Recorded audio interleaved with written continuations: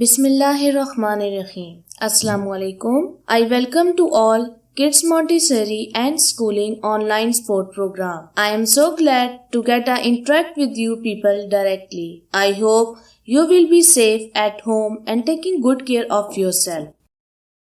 We are going to start our topic, the rainbow. First, we read page number 8. Let's come to know the difficult words and their meanings in this lesson. First word is B-O-W, bow. It means something that is curved like an arc. Next word is H-E-A-V-E-N, heaven. It means the sky. Next word is O-V-E-R-T-O-P-S, overtops. It means rises over the top of. And the last word is S-A-I-L, sail. When a boat travels on water, it sails. Clouds can also sail, travel across the sky. Dear students, read the lesson with me and underline difficult words and learn the spelling of these words. Read this lesson at least 5 times. Boats sail on the rivers and ships sail on the seas. But clouds that sail across the sky are prettier than these. There are bridges on the rivers as pretty as you please, but the bow that bridges heaven and overtops the trees and builds a road from earth to sky is prettier far than these. Now students, make some sentences chosen from this lesson. Students, first of all, I want to ask some questions about the lesson, the rainbow. My first question is, where do boats sail? And the answer is, boats sails on the rivers. Question number 2 is, where do ships sail? The answer is, ships sails on the seas. Question number 3 is, what sails across the sky? Clouds sail across the sky. Question number 4 is, what are the 2 prettiest things in the poem? Very good. In the poem, the 2 prettiest things are the bridges on the rivers and the bow that bridges heavens. And the final question is, what is another name for the bow that bridges heaven? And the answer is, the rainbow is another name for the bow that bridges heaven. Now students, let's do some activity on page number 9.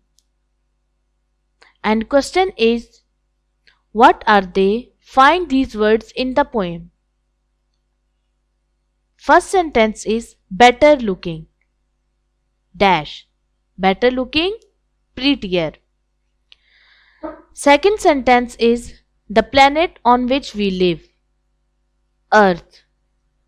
It is built to cross over a river. Bridge. We can sail in these. Ships, boats. White and fluffy, it floats in the sky. Cloud. Our next question is, join a word in A with a word in B to make a new word. Example, over plus top is equal to overtop. A. Hair, class, post, shoe, door, tax, hand.